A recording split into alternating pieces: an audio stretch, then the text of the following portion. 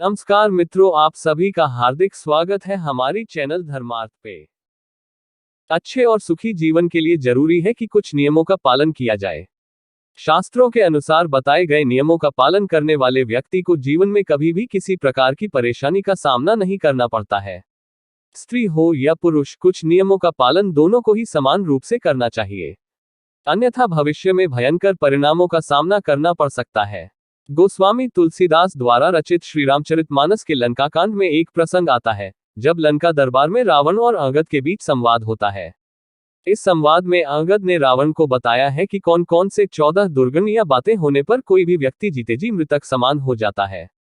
अंगद द्वारा रावण को बताई गई ये बातें आज के दौर में भी लागू होती हैं। यदि किसी व्यक्ति में इन 14 दुर्गुणों में से एक दुर्गुण भी आ जाता है तो वह मृतक समान हो जाता है। कामवश जो व्यक्ति अत्यंत भोगी हो, कामवासना में लिप्त रहता हो, जो संसार के भोगों में उलझा हुआ हो, वह मृत समान है। जिसके मन की इच्छाएं कभी खत्म नहीं होती और जो प्राणी सिर्फ अपनी इच्छाओं के अधीन होकर ही जीता है, वह मृत समान है। वाम मार्गी जो व्यक्ति पूरी दुनिया से उल्टा चले, जो संसार की हर बात के पीछे नकारात्मकता खोजता हो, नियमों, परंपराओं और लोक व्यवहार के खिलाफ चलता हो, वह वाम मार्गी कहलाता है। ऐसे काम करने वाले लोग मृत समान माने गए हैं। कंजूस, अति कंजूस व्यक्ति भी मरा हुआ होता है।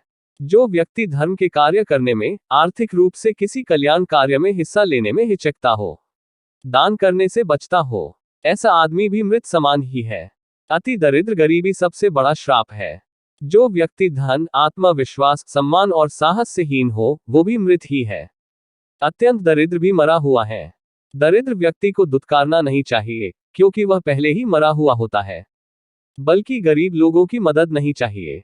विमूढ़, अत्यंत मूढ़ यानी मूर्ख व्यक्ति भी मरा हुआ होता है, जिसके पास विवेक, बुद्धि नहीं हो, जो खुद निर्णय ना ले सके, हर काम को समझने या निर्णय को लेने में किसी अन्य पर आश्रित हो, ऐसा व्यक्ति भी जीवित होते हुए मृत के समान ही है। अजसी, जिस व्यक्ति को संसार में बदनामी मिली हुई है, वह भी मरा हुआ है। जो घर, परिवार, कुटुंब, समाज, नगर या राष्ट्र, किसी भी इकाई में सम्मान नहीं पाता है, वह व्यक्ति मृत समान ही होता है। सदा रोगवश जो व्यक्ति निरंतर रोगी रहता है, वह भी मरा हुआ है। स्वस्थ शरीर के अभाव में मन विचलित रहता है, नकारात्मकता हावी हो जाती है, व्यक्ति मुक्ति की कामना में लग जाता है। जीवित होते हुए भी रोगी व्यक्ति स्वस्थ है जीवन के आनंद से वंचित रह जाता है। अति बूढ़ा, अत्यंत वृद्ध व्यक्ति भी मृत समान होता है, क्योंकि वह अन्य लोगों पर आश्रित हो जाता है। शरीर और बुद्धि दोनों असक्षम हो जाते हैं। ऐसे में कई बार स्वयं वह और उसके परिजन ही उसकी मृत्यु की कामना करने लगते हैं, ताकि उसे इन कष्टों से मुक्ति मिल सके। संतत क्रोधी, 24 घंटे क्रोध में रहने वाला भी मृत समान ही है। हर छोटी बड़ी बात पर क्रोध करना ऐसे लोगों का काम होता है। क्रोध के कारण मन और बुद्धि दोनों ही उसके नियंत्रण से बाहर होते हैं। जिस व्यक्ति का अपने मन और बुद्धि पर नियंत्रण न हो, वह जीवित होकर भी जीवित नहीं माना जाता है। अधक हानि, जो व्यक्ति पाप कर्मों से अर्जित धन से अपना और परिवार का पालन पोषण करता है, वह व्यक्ति भी मृत समान ही है। उसके साथ रहने वाले लोग भी उसी के समान हो जाते हैं। हमेशा मेहनत और ईमानदारी से कमाई करके ही धन प्राप्त करना चाहिए। पाप की कमाई पाप में ही जाती है। तनु पोषक, ऐसा व्यक्ति जो पूरी तरह से आत्म संतुष्टि और खुद के स्वार्थों के लिए ही जीता है, संसार के किसी अन्य प्राणी के लिए उसके मन में कोई संवेदना ना हो, तो ऐसा व्यक्ति भी मृत समान है। जो लोग खाने पीने में, वाहनों में स्थान के लिए, हर बात में सिर्फ यही सोचते हैं कि सारी चीजें पहले हमें ही मिल जाएं, बाकी किसी अन्य को मिले ना मिले, वे मृत समान होते हैं। ऐसे लोग समाज और राष्ट्र के लिए अनुपयोगी होते हैं। निंदा का कारण निंदा करने वाला व्यक्ति भी मरा हुआ होता है, जिसे दूसरों में सिर्फ कमियां ही नजर आती हैं। जो व्यक्ति किसी के अच्छे काम की भी आलोचना करने से नहीं चूकता, ऐसा व्यक्ति जो किसी के पास भी बैठे तो सिर्फ किसी ना किसी की बुराई ही करे, वह इंसान मृत समान होता है। विष्णु विमुख, जो व्यक्ति परमात्मा का विरोधी है, वह भी मृत समान है।